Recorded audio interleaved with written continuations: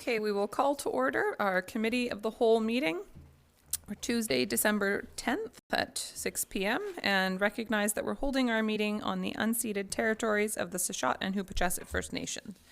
And we have an agenda in front of us. Would somebody like to move approval? So moved, Madam Mayor. Second? All in favor? I think I saw a majority there. Thank you. Yes vote. That's right. And we have minutes from the meeting held at 4 p.m. on November 18th, 2019, and the meetings held at 6 p.m. on December 3rd, 4th, and 5th, 2019. What's that? Okay. Second, Madam Mayor. Any questions or comments on the minutes? Seeing none, all in favor?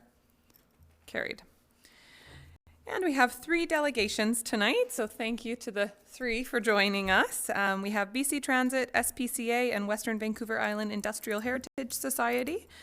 Each of these presentations, or each of these groups will make a presentation, and then council will have an opportunity to ask questions, and at the end we will have public input period as well. So the first one up tonight is BC Transit.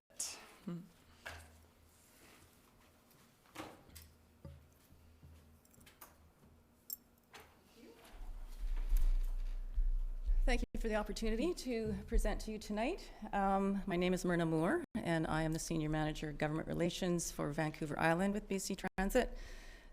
We have the purpose of tonight's presentation is to update Council on the annual performance of their transit system, the conventional transit system, which we do with all our local government partners on an annual basis. The slides will show an overview of BC Transit. It'll show the system information performance of the Port Alberni conventional system, and then we'll look ahead to the next fiscal year of 2020 and 2021. So we have five of our positions in the province that manage communications with our local government partners across BC outside of TransLink. Our position is accountable for effective two-way communications with local government staff and councils and boards. We will be the main contact of local government partners. There's a different section for those that liaise with our operating company managers. And we're supported by a team of subject matter experts in terms of transit planning, scheduling, finance, marketing, fleet, and operations. So a little bit about BC Transit. So we are a Crown Corporation under the Ministry of Transportation and Infrastructure. We basically fund and operate all the transit systems in the province outside of TransLink, Metro Vancouver. We carry 51 plus million passenger trips a year. We have a fleet of 1,000 buses. We procure, purchase, and lease those out to our local partners. We have 130 communities, and that creates 81 transit systems. So again, the partnerships are with our local government communities, and out of that, we have 18 private operating companies that manage the operation. 5 are public organizations, such as the Regional District Nanaimo, City of Powell River, Nelson, Sunshine Coast Regional District operates theirs, and BC Transit, we operate in Victoria. So we have a unique partnership model relative to the rest of the provinces in Canada. So we have 2-party agreements, the province does, as BC Transit, with all of our local government partners, and then we also have 2-party agreements with each of the operating companies that operate each system. Here's a bit of a snapshot of how our roles and responsibilities flesh out. So BC Transit allocates provincial funding. We plan the transit systems to achieve the local and provincial objectives. We arrange for the operation of the transit systems by contract or partnership, so we go to requests for proposals on operating companies. We procure and we own the fleet, as I said earlier, and we also do the marketing, planning, and implementation, but we certainly consult with all of our communities to find out what you're interested in, and we like to create annual marketing plans every year to give the flavor of each community. The local government's responsible for setting the local funding and also the routes and service levels and the fares for customers that are riding on the system. You establish and maintain all the bus shelters, stops, and amenities, and certainly you're dealing with your own official community plans that our Transit Vision tries to gain synergy with.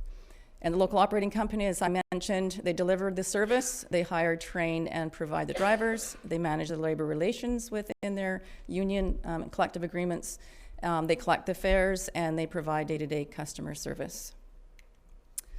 So this is an example of what our shared services model is like. The legislated funding formula for the conventional service, which is the circle on the left, is 53.31% municipal share and 46.69% provincial share. All of the revenues that come from operating the transit system, all of the customer fares in terms of cash, tickets, passes, all come back to the local government partner, and it reduces your share down from the 53.31. The circle on the right is about the custom transit service, which is, I know, under contract with the Alberni-Clyquot Regional District. It's the same operating company, but it's a premium level of service, so the province kicks in an additional 20%, and that brings down the municipal share to 33.31.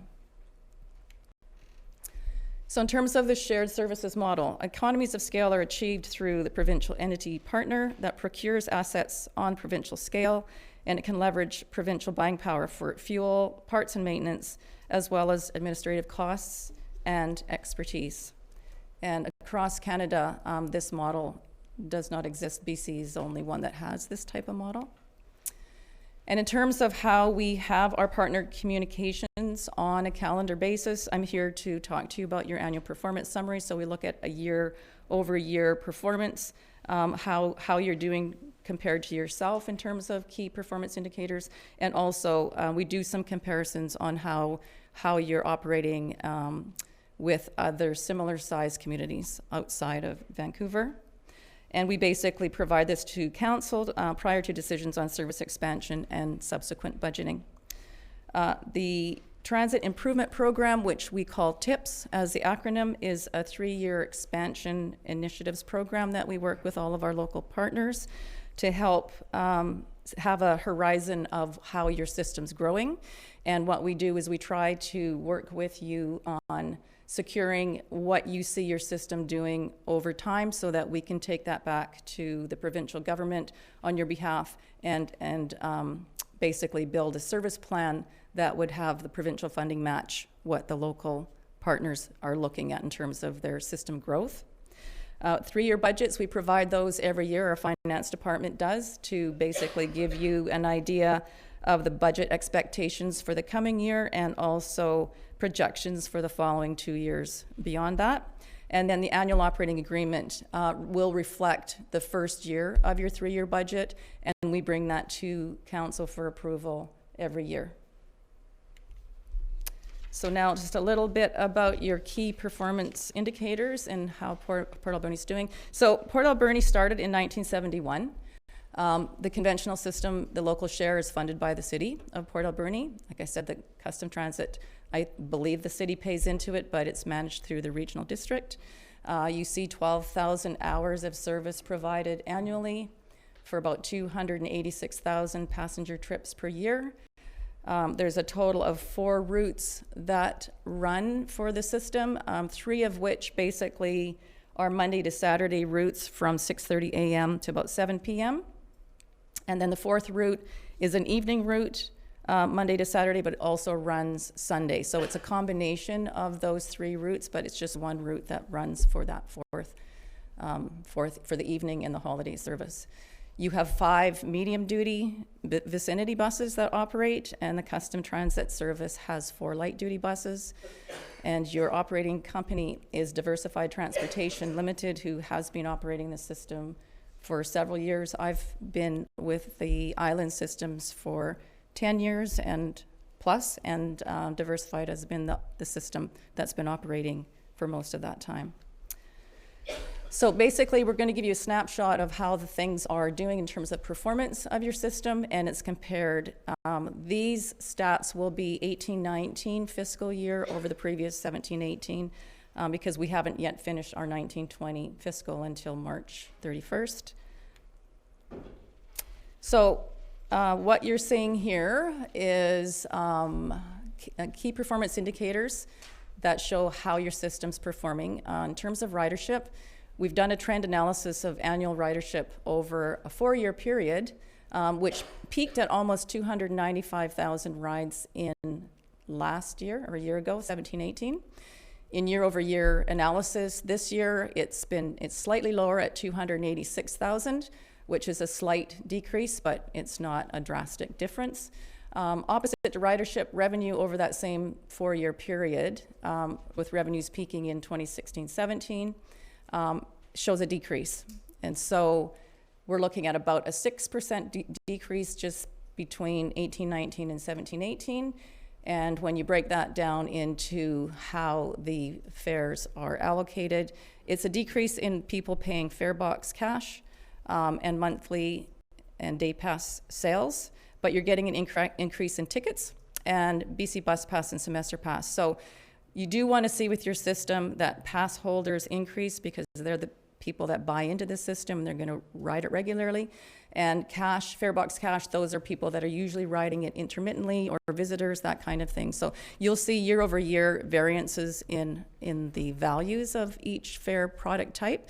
So I think over time, for the 4 years that we're talking about, it's been pretty stable with a bit of a blip in this last year.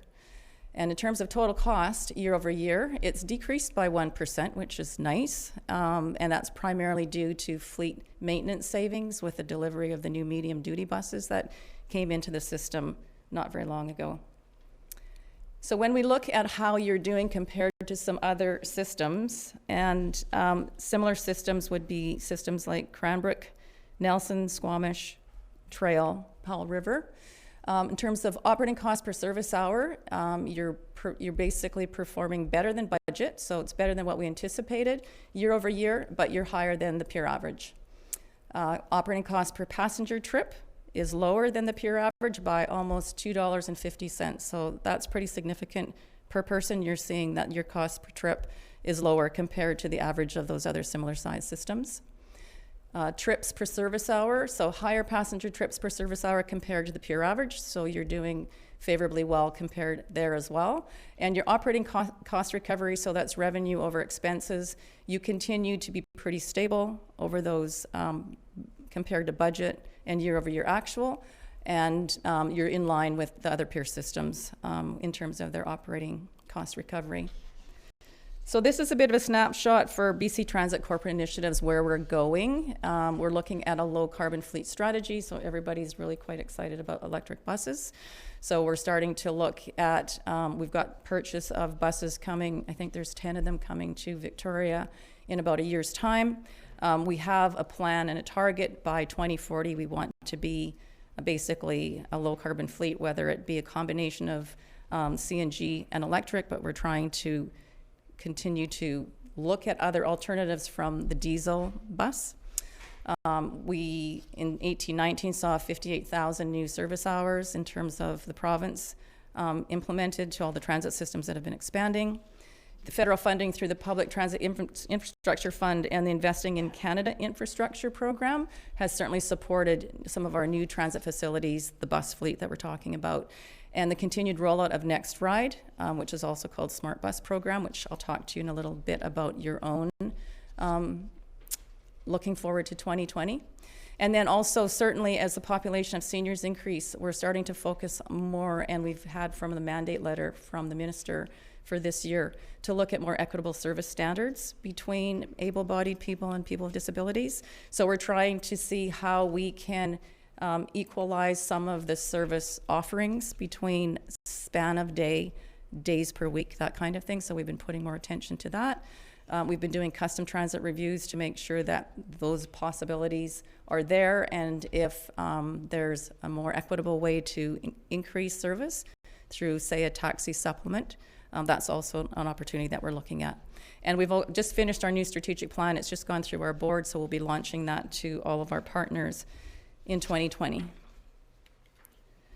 So looking ahead for Port Alberni specifically, you're going to be seeing a fare change come April 1. I believe there was approval in August by the council in terms of the fare change, and the day pass decreases from $4.25 to $4.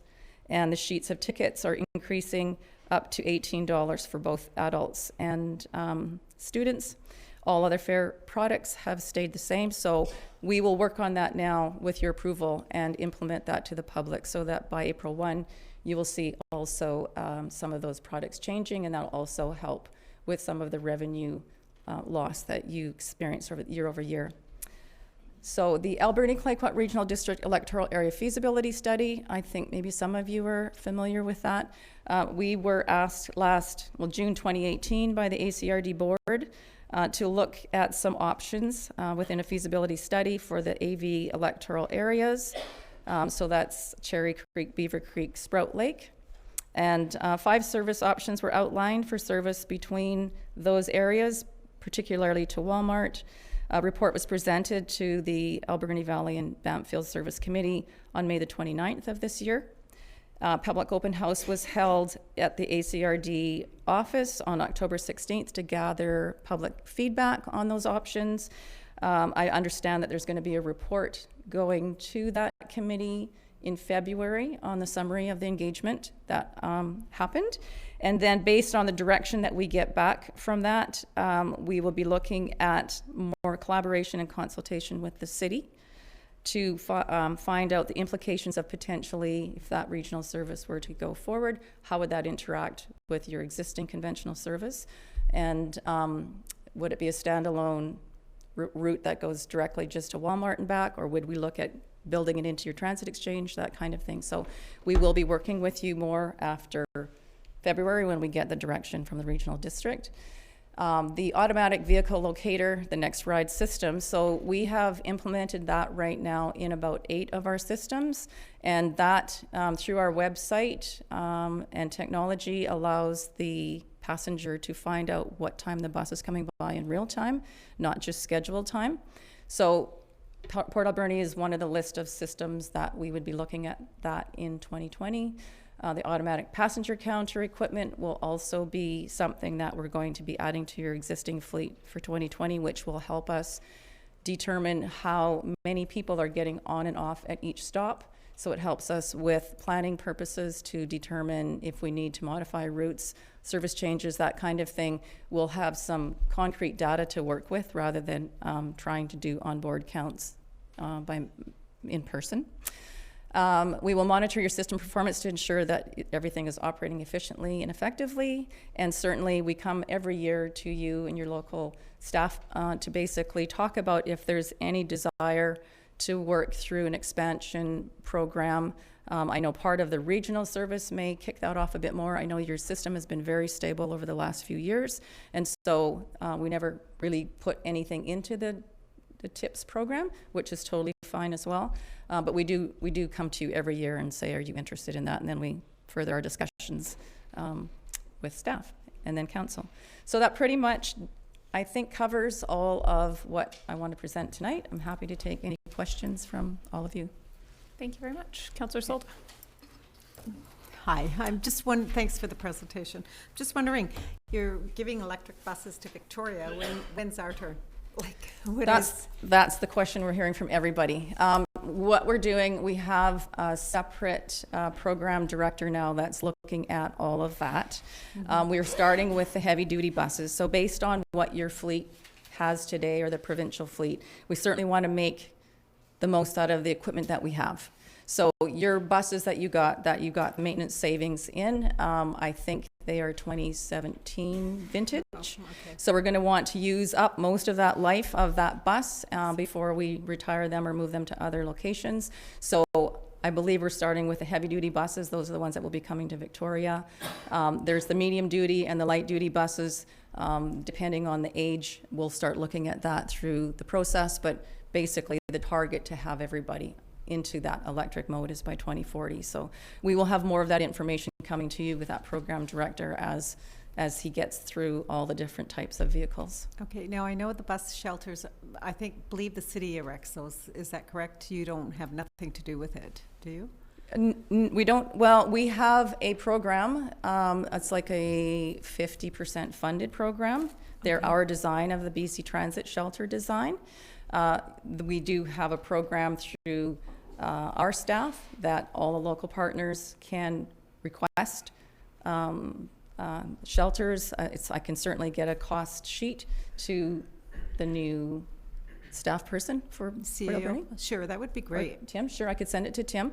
Yeah, and basically give you the breakdown of the different sizes, what the costs are, and BC Transit would contribute 50% of the funding. Installation would come through a contractor in conjunction with staff. Okay, because there's some people that are outside all the time, and as we're an aging demographics, it would be nice to have some covers and stuff like that, because we are a community that has a lot of rain. Right. Thank you. Yeah. Thank you. Councillor Washington. Thank you.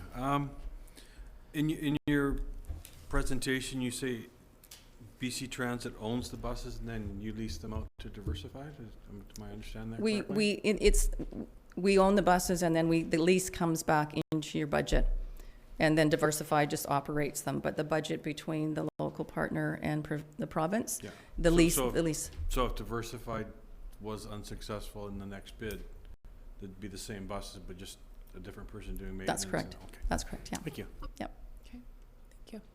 Other questions? Councillor Corbeil.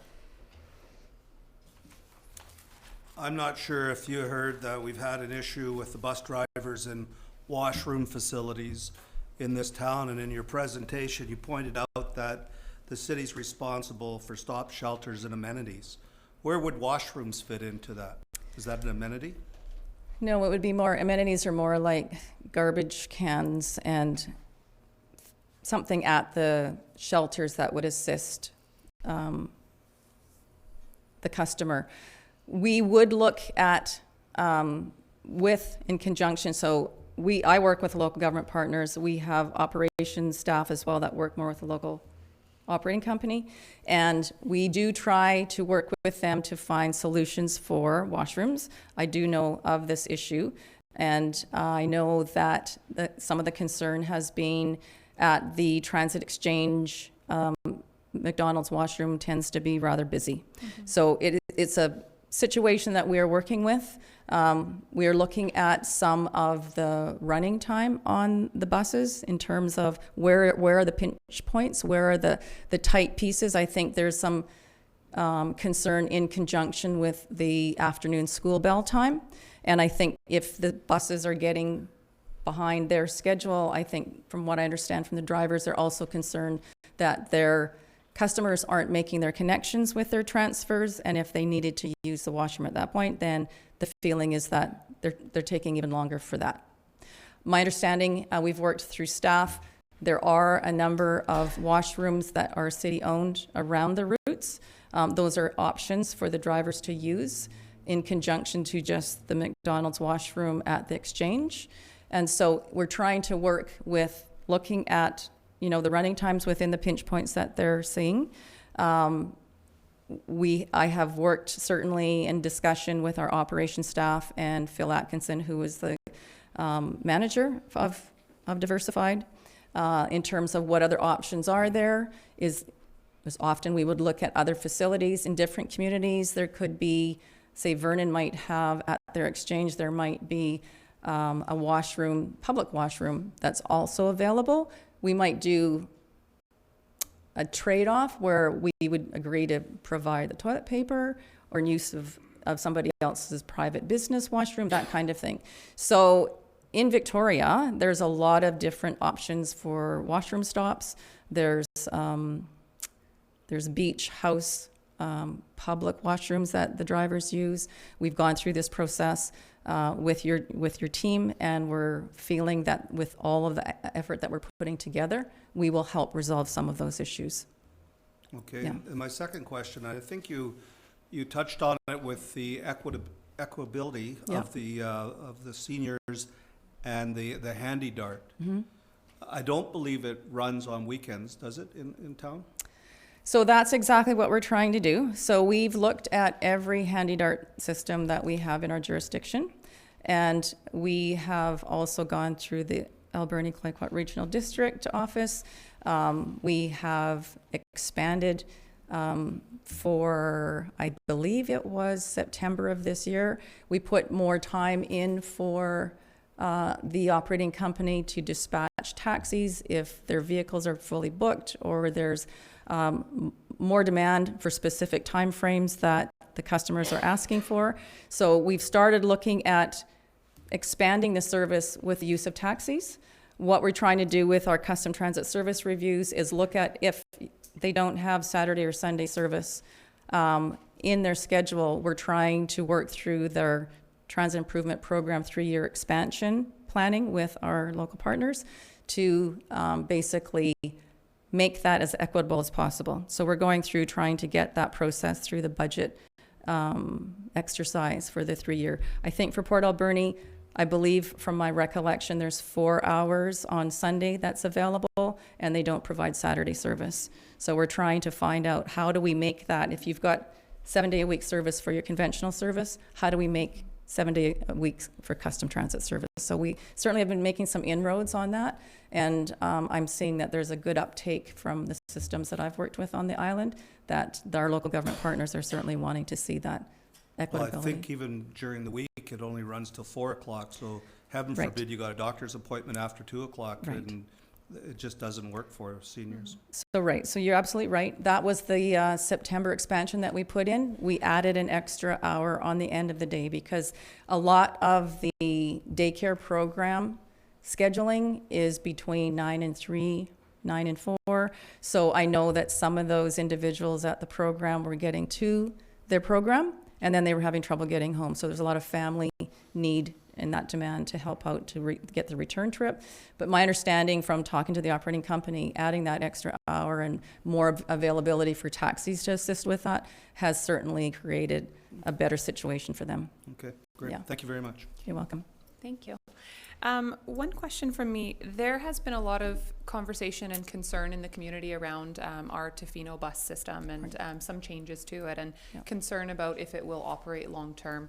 And we've had a bit of conversation just casually about what it would look like to connect into, we know that the Nanaimo system goes to Parksville, and Ladysmith is looking to connect to that system as well. Is the process to just start a conversation on that through the TIPS program to explore if we wanted to look to connect to more regional systems long-term? That is something, yes. So through the TIPS, you're right. And you put the example of Cowichan and Regional District Nanaimo together. We are actively now working with them, both sides, both regional districts. It's been from the mayor of Ladysmith's tenure, been a long time. And so we're starting to try and piece it together in terms of a feasibility study, which was done, I believe, in 2015-16. And we're now just actively starting to get it into their TIPS planning. It's fairly expensive to do interregional service, and you have to have interested parties on both sides, and you want to find an agreement that you're going to manage it long term so that if one party needs to pull out, what happens to the rest of it. We do have a number of examples around the province that has interregional service, and so if that was a discussion, we could do that in terms of some of that high level planning. If that's what you're thinking of, more of what does the concept look like, what does a cost look like for some similar sized interregional services, we could certainly do that through our transit planning work plan. So we could check with them and find out when that would be feasible to put on the work list. Okay. Yeah, I think it's not something we've formally talked a lot about as a council, but especially through some of the changes happening with Tofino bus, I think it's becoming more and more of a concern for the community. So maybe something for our council to talk about if we want to, request a feasibility study and start to get an understanding of high level what the service could look like. Sure. Yeah. Okay. Sounds good. Any other questions from council? Okay, wonderful. All right, well, thank you very much for your presentation. Thank you very much. And all the information. All right. Appreciate Have it. a great evening.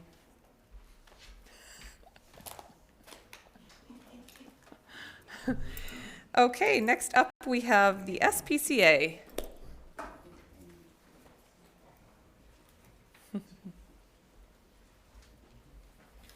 Welcome. Thanks for having us. Yeah, thanks you. for coming. All right. I guess I've got this right in front of me, but it's so small. Just read it off the board. I just, so you're wondering who I am hovering behind him, Worship Council. I'm Leon Davis, and I'm the Nanaimo branch manager, and I'm here to back up my boy Sam.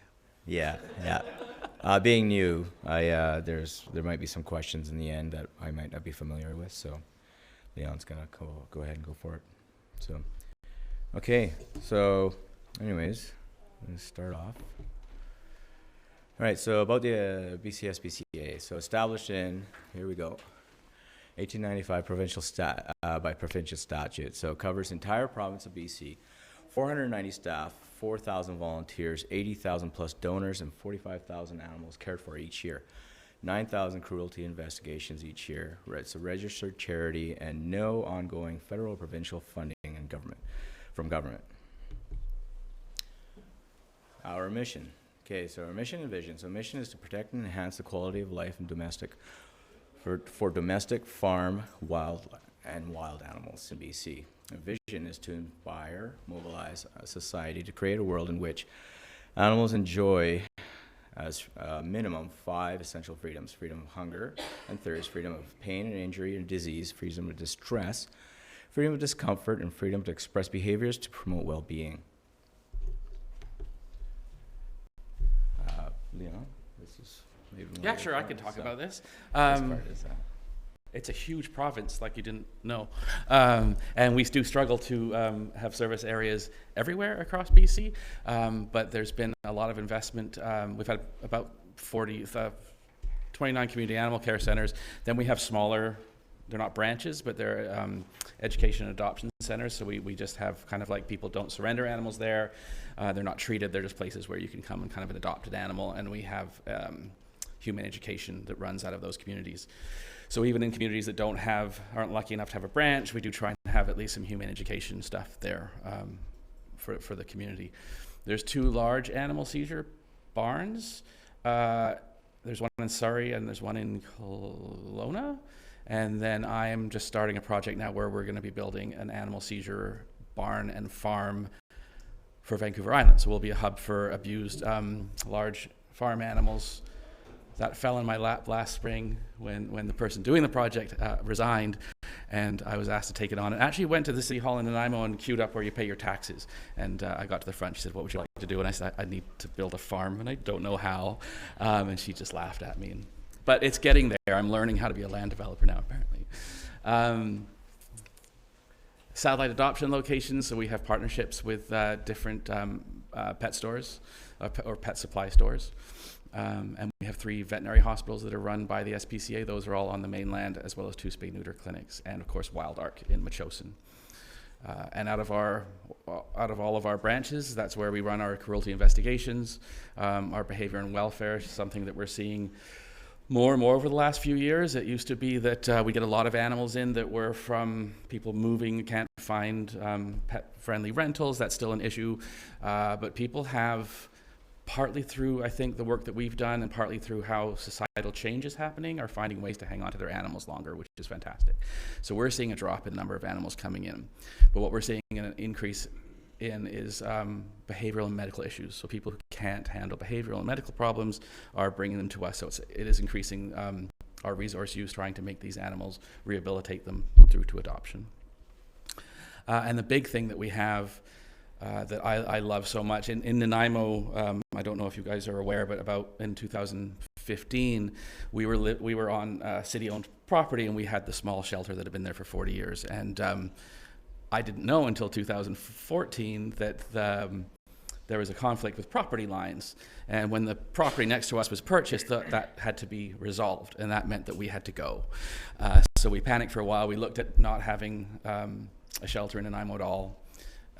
And then we did get a grant from the government, and we managed to raise about $500,000, and the community put in about $500,000 over 15 years, and we built what's now the Community Animal Center in Nanaimo. And if any of you guys are passing by, I'd love to give you a tour. It's an amazing facility, not just for the animals, but for the people. There's lots of social programs we have. We have dog parks that link to our city's existing walking areas. We have a right-of-way through our property. Our parks are actually private, so you pay a fee, and all the dogs are vaccinated and social, and the people have to be pleasant to each other. So we're creating this kind of hub with the city for people who have animals, or even people that don't. I have had people just cycling by. We have a dog-friendly patio now where you can sit and have ice cream or a cold or a hot drink, and we put out beds for dogs. We created this kind of community center for people all over. Our human education multi-purpose room is like the heart of our shelter. We've managed to expand our human education programs, school visits, summer camps, winter camps, having other charities come in to use our location. We've created this real social hub, and I've got them way, way ahead of the slideshow, which I always do. But I'm just kind of excited because Port Alberni is my son's favorite city. I was just saying earlier that in this summer, I took him out driving, and I played a game where whenever he said turn left or turn right, he's 5, I'd do it. I may have lied a couple of times, but we ended up in Port Alberni, and he found the waterfront and the donut shop and the aquarium, so now he wants to come back here. So I think it's a great community, and I can see so much potential. I know we're not here to talk about the land issue, but from what I've gotten excited about and what we've been able to provide to the people, because I don't believe you can have you can't legally have a charity without people, but you have to focus on the people in the community as well as the animals, because they go hand in hand. And what I'm seeing change in Nanaimo, I'm just super excited in Port Alberni that we'll be able to start having maybe an education room and maybe some little dog parks or something. But they'll kill me if I promise too much. But I know what I want to see, and you know. We're good friends with the regional manager, so there's a lot of exciting things going to be happening here in the next 5 years. Yeah, sorry. Good, great, good work. Yeah. Sorry, I've done. No, it's exactly some of the things that we are working on. We know that there's we have our strategic plan, and parts of the strategic plan has been put together with extensive public and stakeholder consultation. A public survey of 7,000 plus people, and then 16 in-person telephone or webinar conversations, over 227 participants. In this, I came in 2019. I've only been here for I'm on month 8 right now. I was able to absorb this as part of my first extensive month worth of cramming and training that I did with the association, or with the organization, and I took pieces from it, and I'm building from it in our community. I've been a part of our community for a very long time. I've been part of the volunteer organizations in town here with the Kinsman Association, with the Fall Fair. I was a director, an active director for many years for the Fall Fair here, and just any other kind of where I can volunteer, I was there. So with that said, that was kind of some of my strong suits, and the other part was in management. The animal part just sort of fell in place because, well, I had a little hobby farm at one time and things like that, and everybody's had a pet dog or cat and or whatever it may be, goldfish. So yeah, no, I look forward. I'm very excited about some of the things that I see in Leon's branch and the Nanaimo branch, Victoria branch, where I trained. Was pretty exciting to be around, and I like to bring a lot of that to Port Alberni. What I took from it, and we're pretty excited, especially with what's moving on forward with the acquisition. I see it's in the survey stages and everything, so pretty happy with that. If we can get to that, we will. We're already talking about what we're going to invest into it and everything when it all happens. So I'm loving it. I'm looking at little things, tearing down some of the fences and making a little park and all that sort of stuff. So just to be more inviting, a place to go for lunch, that sort of thing. So anyways, moving on to the next part. So the strategic plan is basically, it prioritizes in protecting animals from cruelty and neglect, caring for the animals in our community, or in the community and in our shelters. So inspire public to take action for animals, and growing our organization so that we can do our best. Exactly what I was just kind of talking about. Some of the things that I'm looking at is attraction. So I'm looking into things like how to grow more attraction into our facility here, and some of those things are humane ed. We've had a lot of communities out in the West Coast that we did some work with. We did vaccine clinics out there this year. We were able to engage. We get calls for any kind of humane education that we can give and do. So I'm growing a plan, slowly piecing it together with my day-to-day to take action in some of these areas and to help provide that that sort of knowledge, and so that we can all grow together. Can I also add, actually, yeah, one go thing ahead. that I love when we're talking about humane education is everyone who thinks about the SPCA and humane education is that we're teaching kids how to be nice to animals and how to care for animals and stuff. And that is true, but what's not out there enough, and I think we should actually market this a little bit more, is what we're trying to do is create empathy in people generally. And we have this unique access for children who are about 6 to 13 years old. We're trying to get as many boys as we can, because you get a bunch of 7-year-old boys in a room, there's not a lot of empathy going on. There's pantsing, there's all sorts of teasing and stuff, but you start to talk to them about vulnerable animals / persons, and you give them a baby rabbit to look at, and all of a sudden you start to see them connecting with their empathy. So what we're teaching them is that not only to be kind and empathetic to animals, but we're hoping to reduce bullying in schools by teaching about vulnerable persons, and more respectful adult partnerships when they get older by teaching about vulnerable persons. And we're just like, I love that, because I get to actually teach people to not only be kind to these beautiful little deer, but also to be kind to each other. And as the father of a 6-year-old, that's something that's just really close to my heart as I teach him to learn empathy. Yeah. Thanks, yeah. Actually, maybe you can touch on this a little bit. Sure. Yeah? This is. So we are the only society in the province that isn't under the Societies Act. We're under the Prevention of Cruelty to Animals Act, which is provincial legislation. We do not receive any government funding for doing that work. It's, what is the word? It is, we're not mandated to do it. We don't have to do it. But we do it, and that's the legislation that we have our powers under.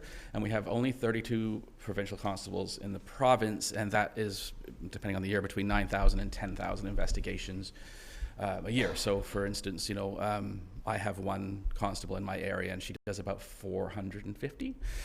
We'd like to be able to take more investigations that we have all the way through to court. Some people will get frustrated and hear about a case and say, why wasn't this taken further? And it might be that we did, but Crown Counsel always looked and weighs what is the public good with all of their caseloads. And out of every 10 we present, probably about 4 get taken up and move forward into court, which doesn't sound high, but it's actually pretty good. It used to be a lot lower. And we're working with the government regularly to try and get more training for Crown Counsel so that they understand the cases better and how much animal cruelty can impact other crimes as well that happen. We have a hotline now that we've been expanding for the last 5 years, so people can quickly get a hold of us in emergencies. It used to be they try and call the branch, and there's just not a good time. And that's been working. Now we're actually expanding that out more and more to where so we can free up more branch time. I think starting in 2020, we're going to be looking at having by 2021, all communications going through our call centers, which are locally based, on the island. And then they will only direct calls through to branches that actually require a local branch response. So that it'll just free up more time for animal care and helping people who are come to see us in the building. Oh, this is cool. Yeah. It's nice to work for, one of the first things I started in 2009, and I started to look at what the salaries were at the top and how much cents of a dollar were used for administrative purposes and things like that. And of course, you have to pay a decent wage to get good people, but compared with other salaries, because I wanted to be in the charity industry when I moved here from England. And I looked, and I was so impressed with the BC SPCA. Only 16 cents of every dollar goes to administration. When I arrived, the SPCA had been in about $6 million worth of debt. And the CEO, Craig, came on, and since he started, he got us out of debt. And now we're an almost $40 million organization. And every year he's been able to invest in animal programs and also increasing wages for staff, better working conditions. He's never cut a single animal welfare program.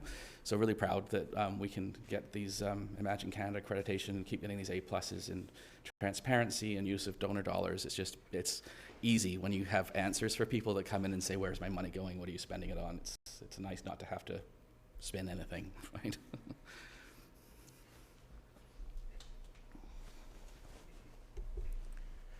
Okay, and here we are, Port Alberni. So BC SPCA. Okay, so in 2018, the BC SPCA took in 210 dogs and puppies. 362 cats and kittens in the Port Alberni region. 362 of the cats and kittens, 166 were surrendered by their owners, and 196 were found as strays. Cat overpopulation is an issue across BC, of course, and cats are domesticated pets, but often treated as wild animals. With the strays, it's amazing how many strays. Like I'm really getting more and more amazed by it, like how many strays come in, how many there are, and how, you know, there's so many good people in the community that could just come and find them, or will make time out of their days to make sure that the cat's okay and whatnot. We see so many of them, and of course, you know, we have our animal control contract with you as well, and we're on the road all the time. Our two animal control officers are quite busy throughout the day, and that's where the call center really is going to help us out a lot with sorting through the day-to-day. But the animals that come in, we're able to get through them pretty fast, figure out their if it's behavioral or medical, and rehome them quite quickly, or find the owners. So we're able to, they find different ways, or like detectives, or in some sort of way. So I really give it to the staff there. They're really good at what they do. So anyways, just moving on to the next tier. Staff and volunteers. Okay, so our staff and volunteers work tirelessly to prevent animal cruelty and promote humane education and ensure animals find homes. Just as I said, so we have 5 full-time, that includes myself, 1 part-time staff, and 5 casuals, and 16 volunteers. That number just went up a little bit for the volunteers, and same with our casuals. We just recently hired 3 more casuals. On most of the time with casuals, you find that they'll find other work. They get called in every now and again, but all of a sudden they found a more full-time job or something like that. In that case, so we just had 3 more new ones come in, and they're pretty happy. So going on to the next. Revenues, so adoption fees, service fees, and donations combined $154,464 for the year of 2018. And we'll go on to this. Costs. Right, caring for animals includes spay, neuter, microchip, parasite treatment, medical care, sheltering and overhead. So staff time and welfare for monitoring, housing, feeding, accounting, PR, fixed facility costs, the heat, light, fuel, all those little things are all fixed into this. So cost to run our shelter in 2018 was over $548,000, and the spay neuter assistance program was $40,000 into it. So as well, but the cruelty investigation just in our Port Alberni area and surrounding areas was $50,000. So just like Leon was saying, the calls that you make to the call center, we get a lot of those calls in branch still, and we redirect. The call center does a really good job of redirecting and as well, but the reaction time for that cruelty investigation to take action is quite fast. So I was really quite happy with that. We actually their CID regional manager lives right here in Port Alberni, so. And she was running the shelter just before me. I don't know if you met Kelly Pugh, but so. Okay, so community services offered. So we were talking about rehoming and providing care for stray and owner-surrendered domesticated animals. Housing animals affected in the community by cruelty, abuse,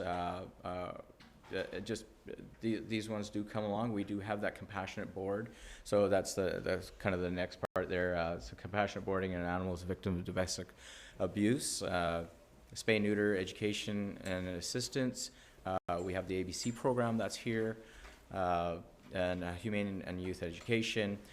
We'd like to do a little bit more of that. I definitely want to do. We didn't have a summer day camp last year. I'm going to look into it very much. So Leon has a really great program there, and I'm sorry I forgot her name. Anyways, if she Blair and I had a great chat. So we're going to try to put something together coming up for this summer for our community as well. So education and community events. Again, something I'm definitely working on to embrace for our next upcoming spring and summer. Community food bank and caller exchange outreach program that we have here is basically the Animeals program that we provide. And we have a lot of donations come in to the branch from a lot of different businesses or just from the general public, community members of Port Alberni. They will bring in donations of food, blankets, or just dog beds or cat beds, and just toys or whatever it may be.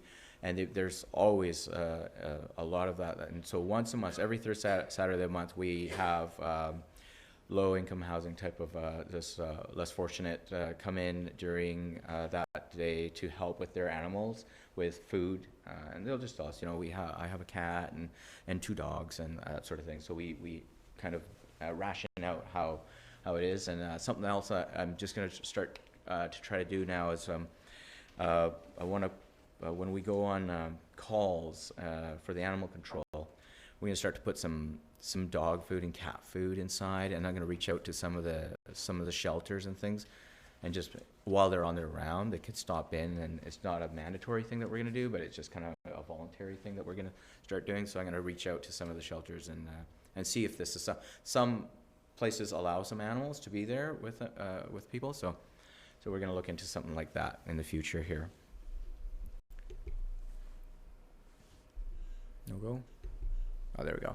And thank you. So I'm Sam Satar, Leon Davis here. If you have any questions, but I appreciate your time so far. So Thank you very much to both of you. Are there questions from council? Councillor Solda. Just a quick question. A few years back, we had a really bad cases of stray cats. Like, it was really bad. They had to set up cages, and because there was a lot of well, I don't know what you call them. They're not really nice cats. Feral. That's Yeah. it. Yes. You can tell I'm a cat lover, right? Yeah. So anyways, you have 196 on your stats. And how is that compared from the years? Like, if you went back 5-6 years throughout the year? It's gone down. Okay. Yeah, it's gone down, which is a good thing.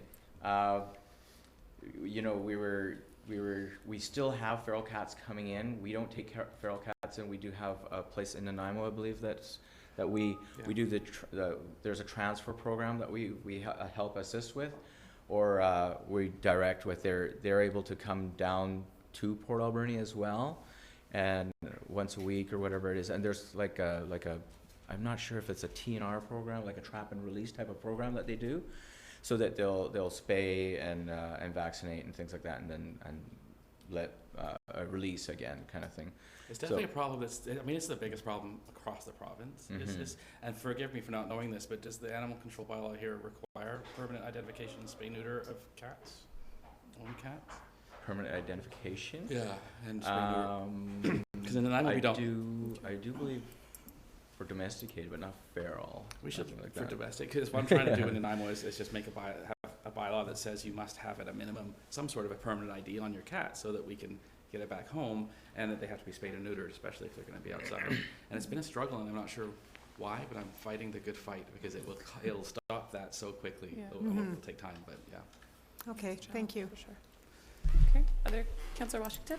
Thank you, Madam Mayor. Good presentation, Sam. Good job.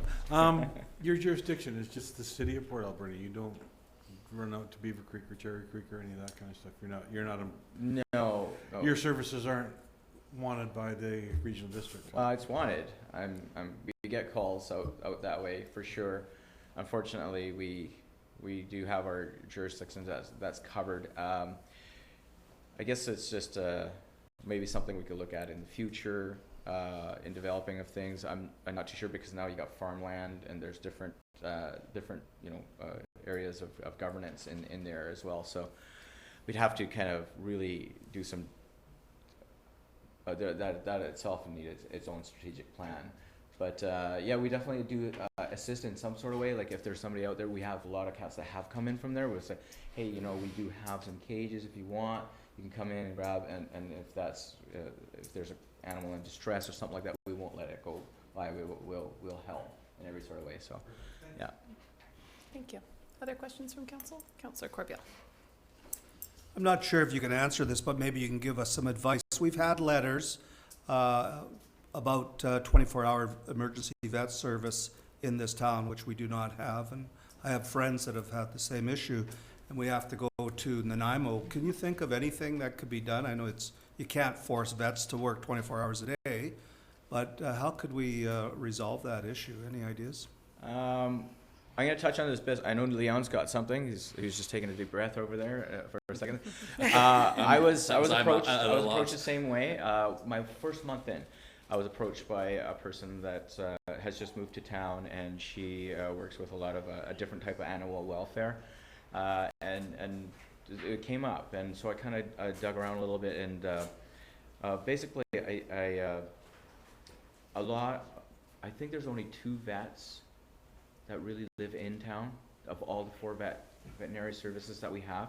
So everybody else lives in Qualicum, all the veterinarians, and or maybe there's just 1 actually. Is it just 1? No, there's 2.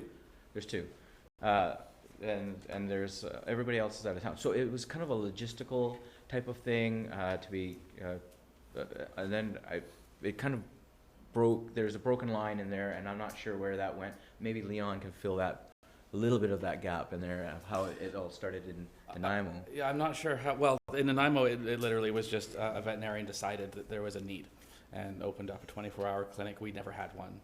But we did have several vet clinics that had after hours call-outs. They're expensive, but they're probably no different than having to drive all the way to, Nanaimo. We see a lot of animals surrendered that are coming from this region, from people that are driving down in the middle of the night, and it's something that's bad enough they can't resolve, so they have to surrender. All the rest of the veterinary clinics, now that there's a 24-hour one, have now stopped doing all of their after hours because nobody wants to get up in the middle of the night. So the only thing I can think of is that we try to engage with, if there's veterinarians living in Qualicum and they're like a single vet practice, that's very difficult because they're not going to drive up. But all I can think of is that we try to maybe outreach a little bit to the vets that do live here and just see what barriers they have to providing a service, even if it was just up to midnight or something. I don't know what incentive we could offer them. I would imagine if they wanted to do it, they would have done it by now. They know that there's a need. So it is definitely a problem I don't have an answer to.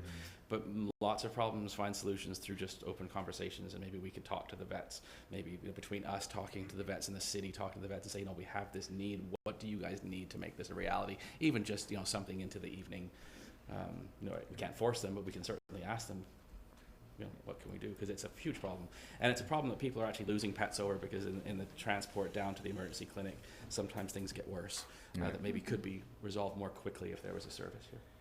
There's also, I guess I touch a little bit more on, there's the vets, I think veterinarians themselves in BC. BC has a shortage of veterinarians, so it's kind of it's a provincial wide issue, especially in the more outskirt regions of BC. But being that said, there's quite a large workload already on our veterinarians on top of their day-to-day lives, and so I know that I'm going to be reaching out.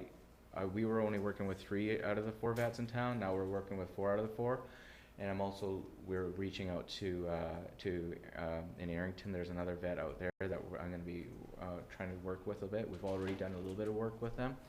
I think they do have some kind of a service that they do offer, but they only offer it to people that they've been they have a close relationship with or something like that, because they were just such a small community, and it was just that sort of it could be just a relationship bound type of thing, not just a service that's offered. Myself, I know I've had that in the past. Dr. Lillard was my veterinarian, and we were able to go up there in the middle of the night, so and give a call, but that's no longer available. But I know it's something that's it's definitely needed, and how to get about to find a solution to that is something that's still on the drawing board. So. Councillor Haggard. I just want to respond to that. I actually did talk to my vet about, extended hours or 24-hour care, and she said kind of what you alluded to. She goes, she has a really long workday already, and if she had to work evenings and weekends, her burnout rate would be much sooner than what it will be normally. And she said, I just couldn't do it. So I think that's probably why they already have such a busy days and heavy workload. They just can't. Mhm. Yeah. That's Guess the some of the difficulty. multi-vet clinics, it's easier because they'll rotate, so I'll have a, I'm on call tonight. Okay. Other questions? Well, thank you very much. Oh, okay. And it's just it's just an overview, but we know that there may be some plans to expand here in Port Alberni, and maybe you'd like to comment on that just a bit, and timelines and. Yeah, sure. Okay, so I'm just getting kind of thrown into that. This is something that's been going on for a little bit with, I guess it's maybe started, well, before me. I've seen some paperwork on it, anyways, there's a thread of an email. So what we're doing is that we're at the stage right now. There's a 5-year commitment, of course.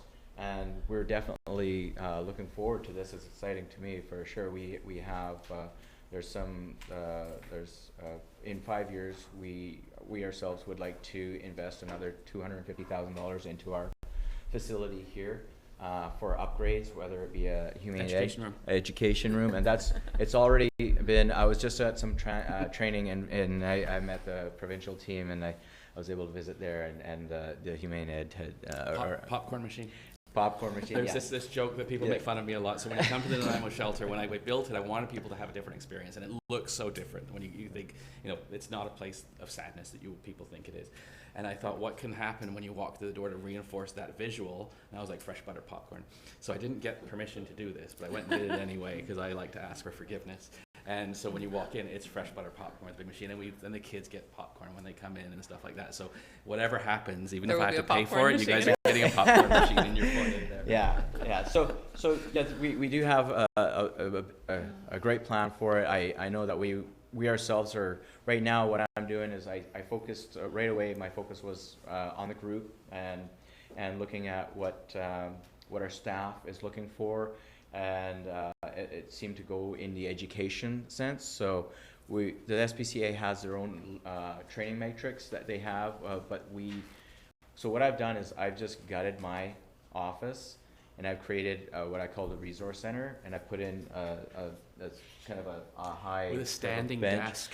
A standing desk. I like to stand and work. This is why he's slim and I'm not. And then, standing desk, and I have a nice and then so we've created 3 more workstations in there by doing this.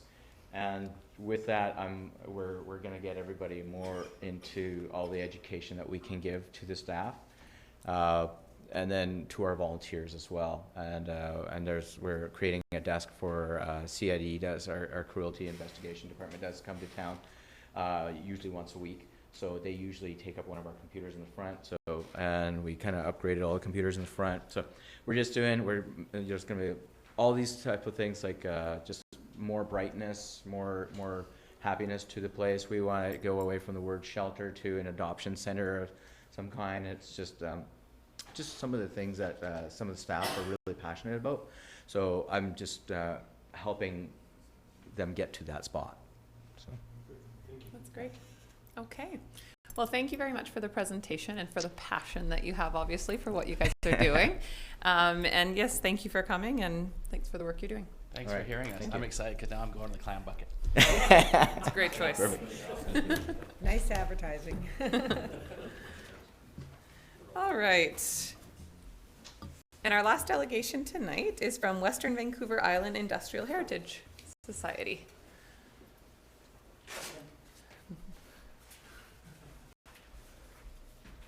Good evening.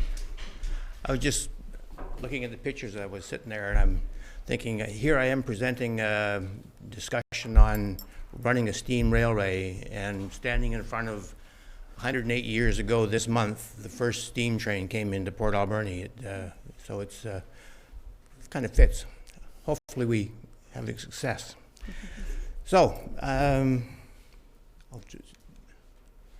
so moving through with our presentation, first I wanted to just see how it fits in with the city's strategic plan, your new plan for this year.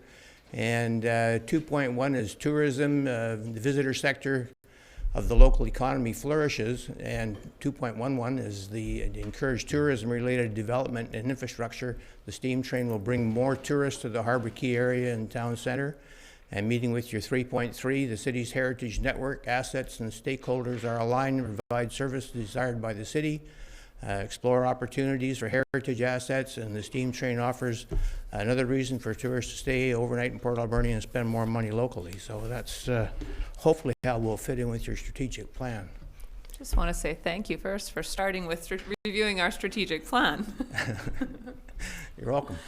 One of the thing about tourists is they tend to do some research online, and when looking at city attractions for Port Alberni, web searches will find attractions for hiking and biking trails, lakes, rivers, waterfalls, ride the Francis Barclay to visit the West Coast, Harbour Quay, Victoria Quay, and the Canal Beach, and the McLean Mill National Historic Site, which is still up on the city and the chamber sites, and the Alberni Pacific Railway is still on the chamber site as well as the city's heritage network stuff. And what we find is that a lot of tourists, when they do come, they will stop in Cathedral Grove. We have the volunteers from the chamber there. People asked about riding the train. They've known that the train is in Port Alberni. There's lots of videos. There's lots of information out there about the train, which to them when they get here is a disappointment because it doesn't exist. We've had people this fall from Italy that were down around the train station when one of our fellows was there, and they were asking about the train. They knew all about it, and they had come to Port Alberni because that was part of what they wanted to see and do, part of our heritage. And people, when we take our trucks to the vintage truck shows around the province, and they ask questions about it. So hopefully there's enough love for that train that we can get it going again. But one of the things that I found in doing that research, this is the city's attractions. This is from the city's website. And it talks about the McLean Mill Steam Sawmill is the only commercial steam-operated sawmill in Canada. You can experience the excitement of steam as the sawmill cuts wood and demonstrates in sale. The resident Tin Pants Theatre Troupe makes history come alive, and on and on. This is what our tourists are reading, and it's on the city's website.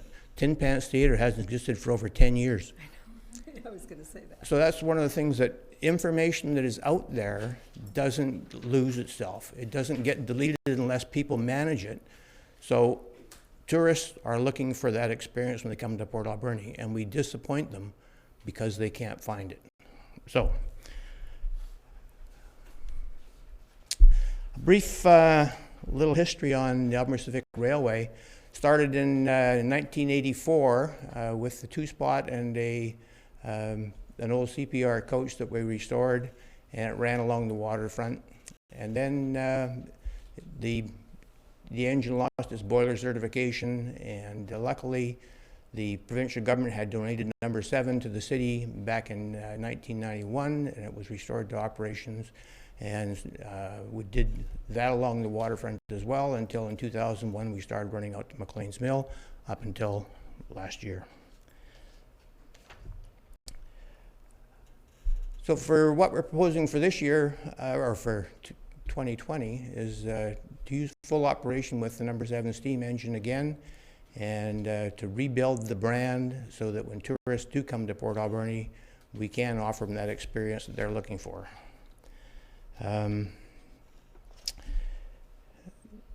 So the tourists are looking for a unique experience, and we did have a look at, we had a meeting with the mayor and Ron Corbeil before initiating this process, and we talked about, is it an option to use our little number 11 diesel on maybe on Fridays and the steam on special days and that kind of stuff.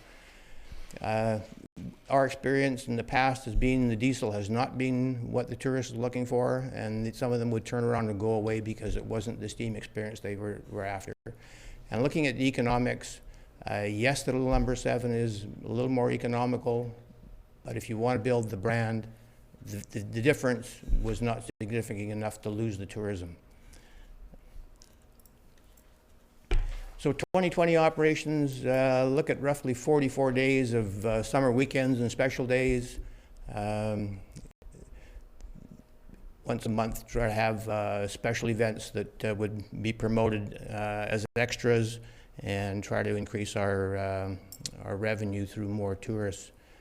The 162 runs between the station and Stamp Avenue, that is city-owned track, and we would run 3 runs on Friday and 4 runs on Saturday and Sunday. Revenue based on 4,500 passengers, and it doesn't sound like a lot, but because we're starting fresh, only running 3 days a week, I didn't want to put in 8,000 or 10,000 people and only having a low revenue number as far as average passenger. You can see there at $9.43, because it's only a short run. So you can't charge $25 for something that only takes a few minutes to complete. But 4,500 passengers was a starting base that I had to work with, based on the numbers for the last couple of years that the MMS has worked with from their revenue. There are some staffing requirements, and it's all based on BC technical requirements now. They will no longer allow us to self-manage our group as far as training. We have to hire somebody to do the training, the track inspections. There's regulations that have to be followed and documented, and the procedure is better done by somebody who's on top of it all the time, rather than a group of volunteers and who's doing what and making sure that the regulations are followed. BC Technical is getting more and more stringent on their demands of tourist railways, so we'd have to hire a part-time manager, a part-time mechanic, and also the engineer is paid on the train. We didn't included in the first year any paid staffing at the station, although we would like to try to get a grant to hire somebody there, but it's just not showing in the current staffing. The other thing that we looked at is to operate with diesel fuel versus the bunker C that had been running in the past, which is stored up at the McLean Mill site. And if we were to use the bunker C, we'd have to have some kind of a storage facility down on in the floodplain zone. So that was a concern in talking with the CAO, and also the fellows that are rebuilding the boiler have said they could brick it to burn diesel fuel. So it's a higher cost. We don't know how the volume will be, so I'm assuming in the current budget that it would be the same as running the bunker C as far as the volume goes. After tests, when the engine is running again, we might find that it's going to be less fuel at be a higher cost, and that would help reduce some of the overall cost. There's about 100 ties that need to be replaced before we can run to meet the standards, and that work may be done by contractor or partly by volunteer. And in working out my estimates, which you see in the 5-year plan that it's in your package, the city's contribution for next year, I'm saying, is around $150,000, $151,000. So, as I've already covered some of the items not under control, one of them is insurance. The city did do an investigation, and the insurance company says, regardless of how far we run, the insurance is $30,000. So that was what was being paid to run out to McLean's Mill. And even though we're on city property with only running at a very slow speed to give the longer experience, and only 2 very little used crossings, the insurance is going to be the same $30,000, so that's unfortunate. Number of passengers, again, as I stated, it's an unknown, requires aggressive marketing to try to build up that with special events as well. And I've already covered about the manager. So current status of number 7, I know that everybody's always wondering what's going on down there. The boiler has had its flue sheets installed, and the tubes are prepped and ready to go in. We're just waiting for some clarity from the boiler inspector. It's the same fellow that you dealt with on the arena, so he's very apprehensive about passing some of these things that he's not too sure of. One of the things that I would like to comment on, though, is the volunteers, the Boilermakers that have been helping us. They're from Port Alberni, Nanaimo, Parksville, Bowser, and the Noose. And if we had been paying them for the work they've done this past year, it would work out to $134,000 that they've saved us. We've been buying them lunch and give them a little stipend for gas, but other than that, all their labor has been totally volunteered. And I'd also like to acknowledge some of our own volunteers that have been working side by side with them that have kept the process going. And some days it's been pretty cool in there in that old facility, but it is making progress, and right now we don't see a reason why that it wouldn't be ready for next year as long as the boiler inspector moves forward with us. You're already aware of the passenger cars, the vandalism that was done on a couple different occasions there, and thank you for the authorization to go ahead and get the windows done. The seats, we've had the City of Victoria has been replacing some of their buses, and some volunteers down there took out the seats out of the old buses, and we have them down at the train station. We're replacing some of the seats with new seats, and also the GoFundMe money that we raised will help repair the other seats that we can fix up as well. So they should be ready to go next summer as well. And the other thing that's been happening, 4 different work bees have been down at the in the yard area down there, replacing some of these long 14-foot switch ties. Again, the weather hasn't been the warmest, but we've had good turnout by our volunteers to try to get some of the track work done so that we can operate next year. But we will still need probably some contractors to do the bulk of the work with 100 or so ties that unfortunately in our weather rot. So 2021 and beyond, full operation of the steam train out to McLean Mill is the hope. So the operation proposal is to run to McLean Mill with number 7, operate 2 runs per day, 3 days a week, a total of 84 runs. The MMS was only running 1 train a day. We'd like to double that and take more people out to the site. Revenue generation based on, again, the unknown number of passengers, but progressing every year. To break even in 2020, one comment I didn't make, would take about 20,000 passengers based on the costs we're going to be running and the low revenue value because of the short run. Going out to McLean's Mill by 2024 at just under 11,000 passengers based on the average cost that is projected. We would be breaking even at about 11,000 passengers.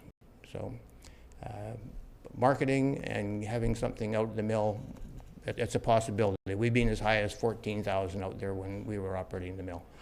So additional grants and sponsorships will be investigated in those further years, and hopefully we can have something going. And you see the city funding goes from $186,000 down to $57,000, $58,000.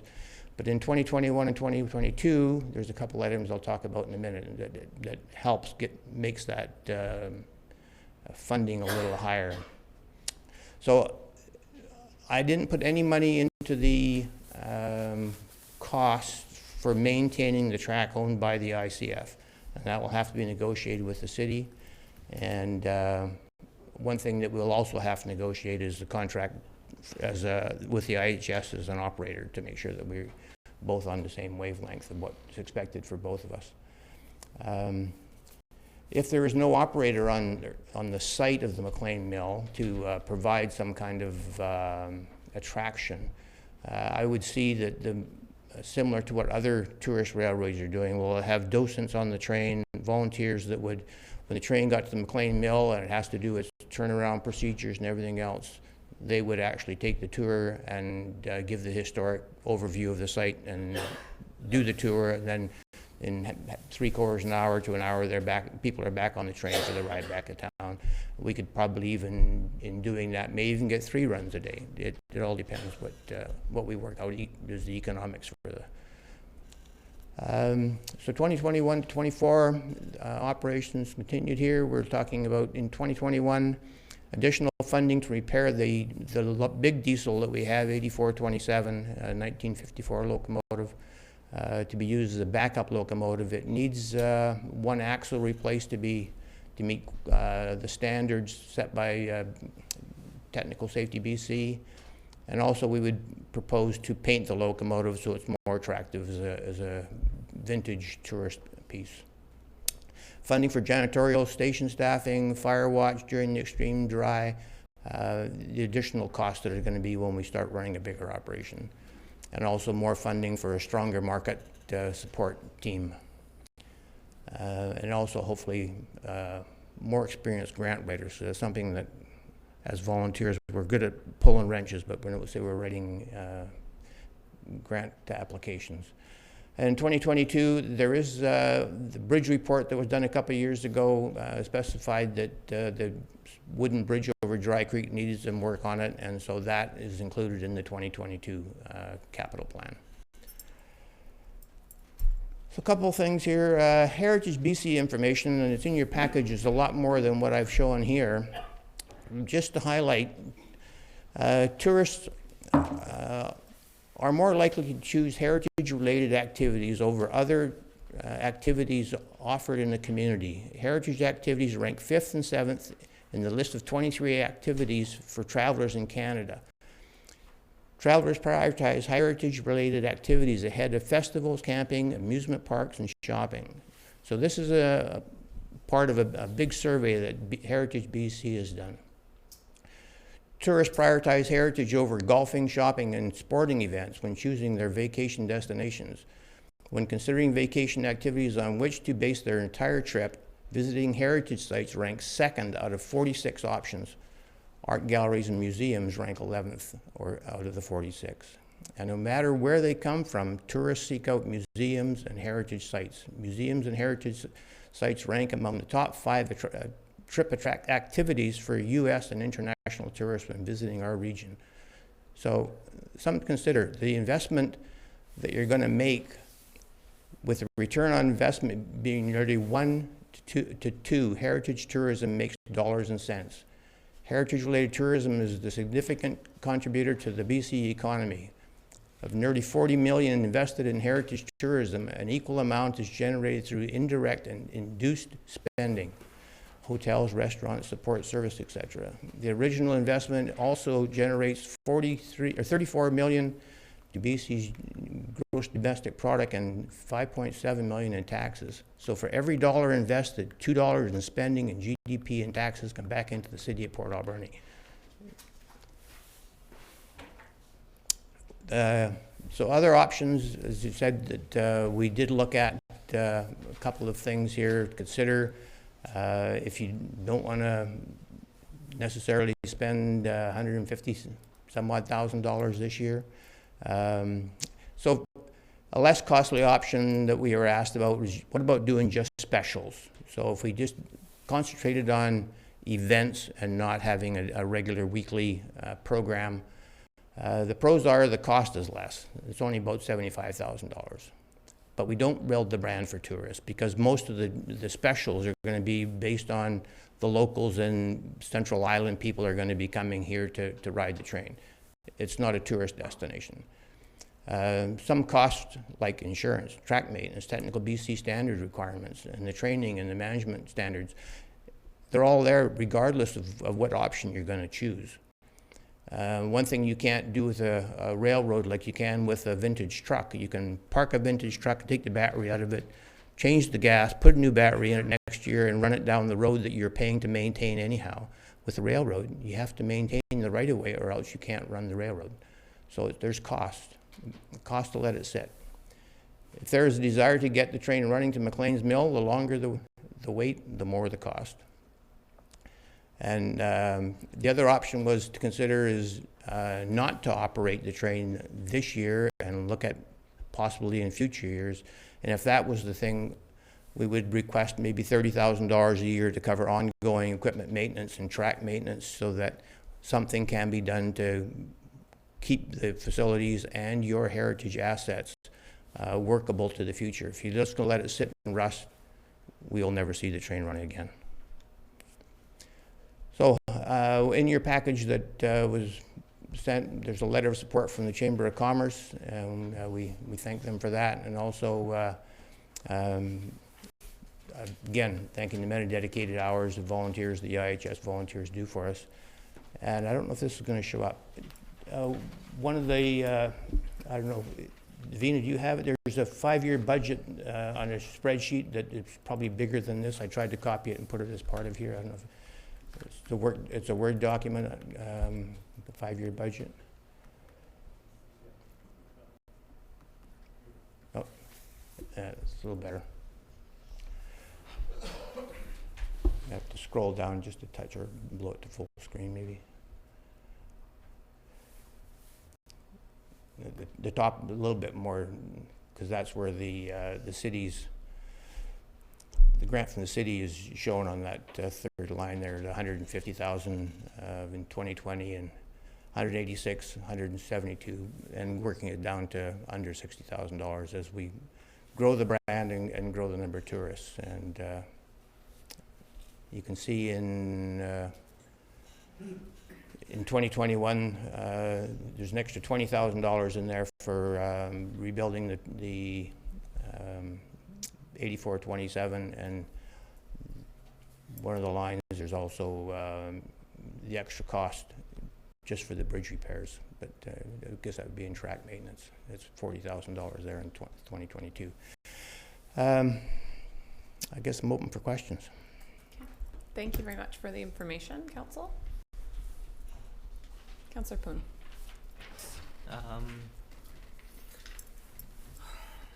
So you said that 100 ties need to be replaced.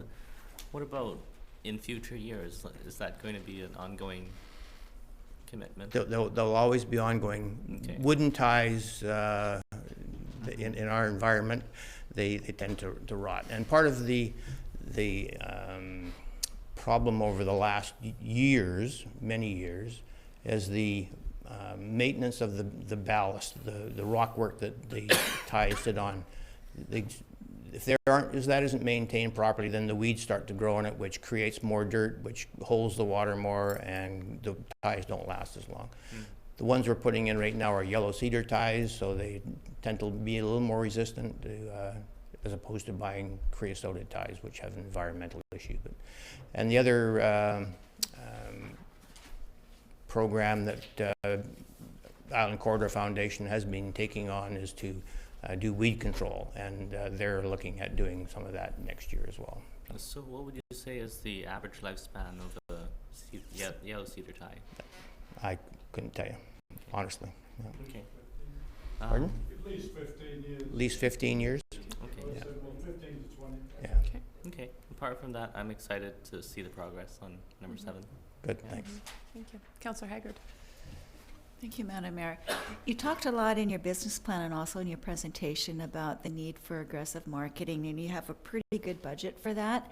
But I have gathered part of the issues in the last few years is your train guys. You're not marketing people. So who's going to be doing your marketing, and what marketing activities will you be doing? We will probably be looking into the community for somebody to give us an assistance with that. As I say, we're not the expert, and I'm sure there are some people out in the community that temporary hires or get some grant money to hire people that would do that. If we're just talking of tourist side of the business and marketing through social media and reinforcing what's already there, because that's where the tourist finds most of it. It's not newspaper advertising. It's not posters on all the buildings around town because we have a Halloween train or we have a Christmas train or something like that. So that is probably going to be easier to do. It's when you come to the special weekends, the special events, hopefully more special events brings mid-island or island people and get that revenue from that. And that takes a little more specialized event planning to take care of. Thank you. Councillor Washington. Thank you, Madam Mayor. Ken, when you say 100 ties, does 100 ties get us out to the mill? No. 100 ties gets us to Stamp Avenue. Wow. How many ties gets us to the mill? I have no idea. But that's got to be Island Corridor Foundations. And did they give you any idea of progress on that? I think there are something like 400,000 ties out to Smith Road, and they would, in their budget, as far as I know, they put about $25,000 a year in their budget to replace ties. How many they would need right now, because we haven't been doing much maintenance in the last little bit, they may have to have a little broader investment up front, and then they can back off a bit once they get this to a certain standard. But the last time we met with Larry Stevenson, he indicated that he would want that done by professional people and not volunteers to help reduce his liability of an accident of some kind. So with their budget, is there any chance they can start at Stamp Avenue? So well, I would hope get that to Roger Street. And I would hope that next year, if we get to go ahead to run along the waterfront, which shows an indication to them that we want to progress. If they would get between Stamp Avenue and, say, Compton, which is just past Second Bridge, next year we could probably have a nice Santa train. Santa run just along to Stamp Avenue is not long enough for Santa to get through all the kids. Trust me, I know. Yeah, me too. CAO, wondering if you could comment, because myself and the CAO have had meetings with Island Corridor Foundation about kind of the rough estimate of what needs to be invested up front to get the tracks into usable condition. And then we know that I think previously they had $30,000 a year for maintenance, which is nowhere near enough without that initial upfront investment. Do you remember the number? Madam Mayor, there's been a lot of numbers bounced around. I would suggest that in the magnitude of $100,000 per year for the entire corridor, and that is the number that Island Corridor Foundation mentioned as well. Yeah, and I think that they said if it was an upfront cost, we would be looking at probably about $500,000 to get it running, and then more for ongoing maintenance as well. So we've been having those conversations at least. If we were to try to work with Island Corridor Foundation to get them to focus their efforts on Stamp Avenue, on kind of in that sequence, starting with Stamp Avenue, I think that could probably get us further quicker than just looking at the whole corridor potentially. Also, if there's some turnouts or track switches beyond Stamp Avenue that if they were to eliminate, it would save us costs of the weekly track inspections that have to be done. Switches take more track inspection maintenance and also inspection. So if they were missing, our cost for the track inspection for those years that we run to McLean Mill are less. Yeah. So.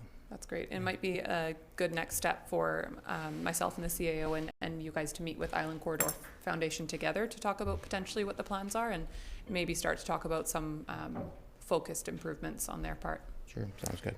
Councillor Solda? It's interesting because I'm just Googled why is heritage tourism important, and on Google it says cultural heritage tourism is important for various reasons. It has a positive economic and social impact.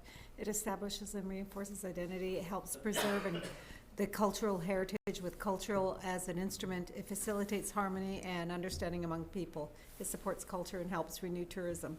So I thought that was interesting. And plus there's a whole bunch of other stuff about heritage. What I like about the train is years ago I used to take my kids on the train and it would just go back and forth, but they loved it. Yeah. And the community, like the tourists that actually went on the train back and forth, they loved it because it was steam. And so I just want to say kudos for the past and hopefully the future. To me, one of the things that brings people in is benefit the community because it's something for them to stay and stay longer here to take in an activity. And one of our you see quite often with Port Alberni is the Francis Barclay. But where do people go?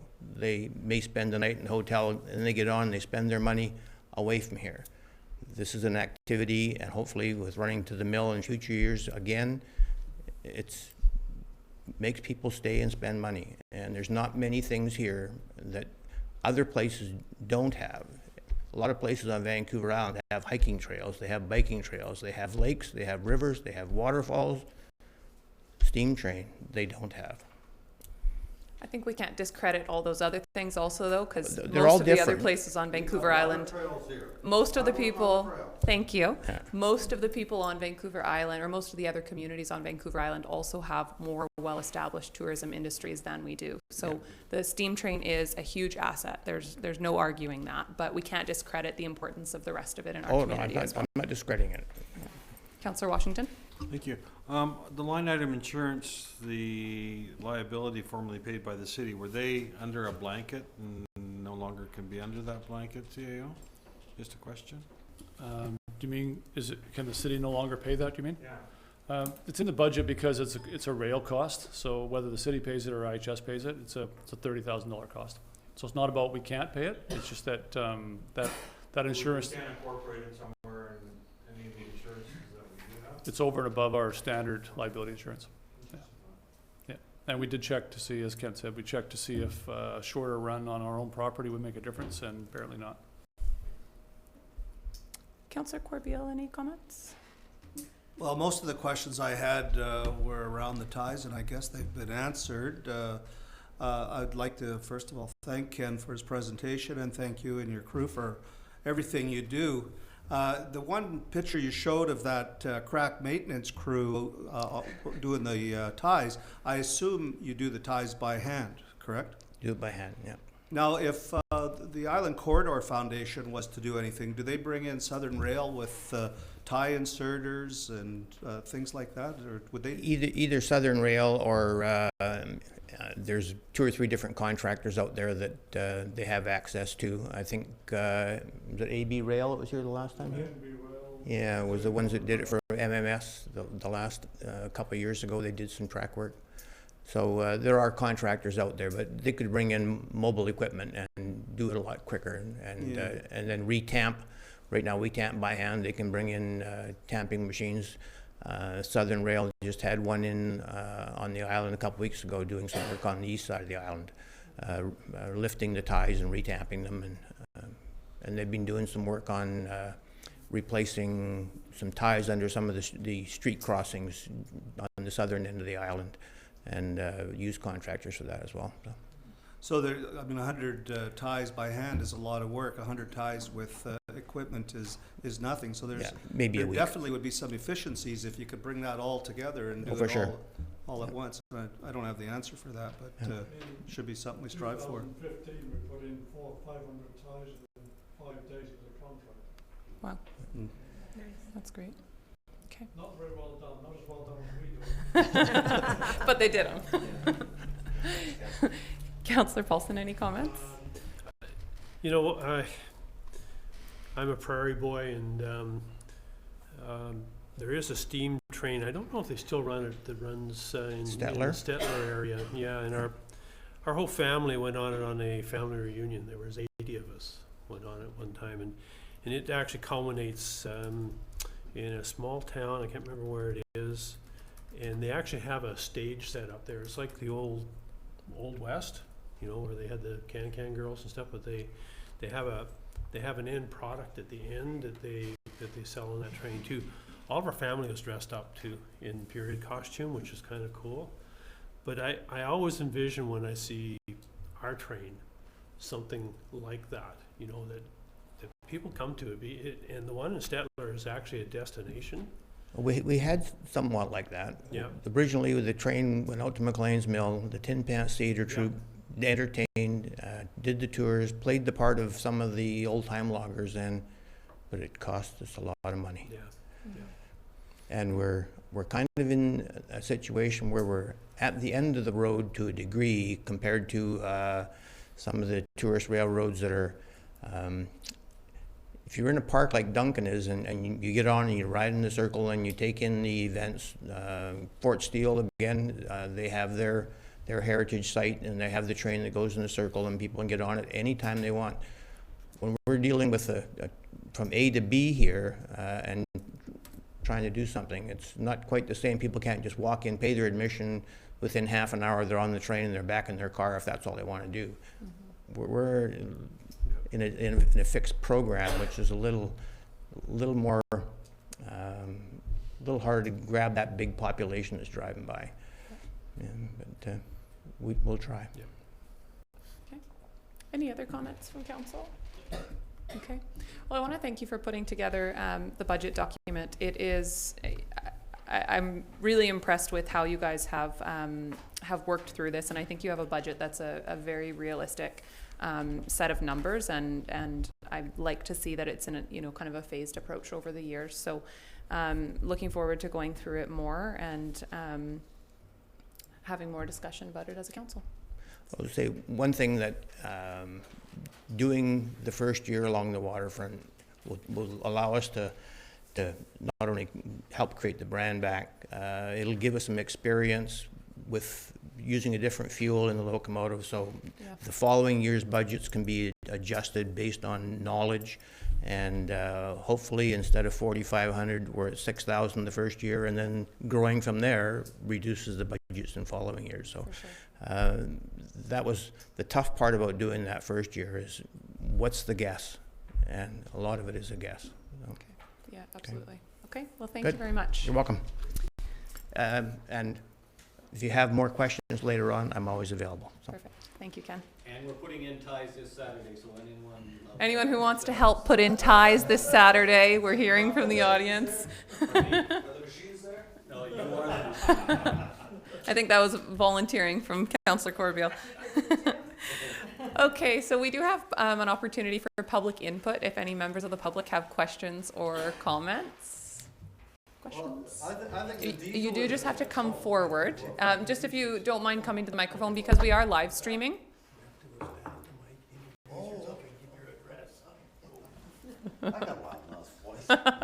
We are live streaming, so just so that people at home can hear. Well, I think the diesel thing is a good idea, changing it from bunker to diesel, because bunker is the dirtiest fuel there is, because you get 8 super tankers and they pollute more than all the cars in the world. So, you know, like, it's a no-brainer. Like, it might cost a little more, but it's doing more for the environment, right? Yeah, so it's definitely a good step. Yeah. Yeah, thank you.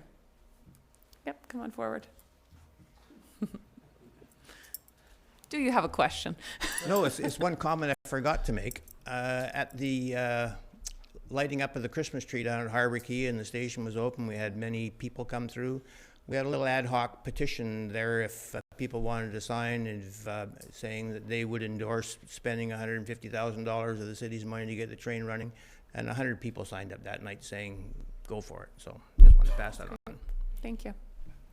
Okay, any other questions from members of the public? All right, then we can move adjournment.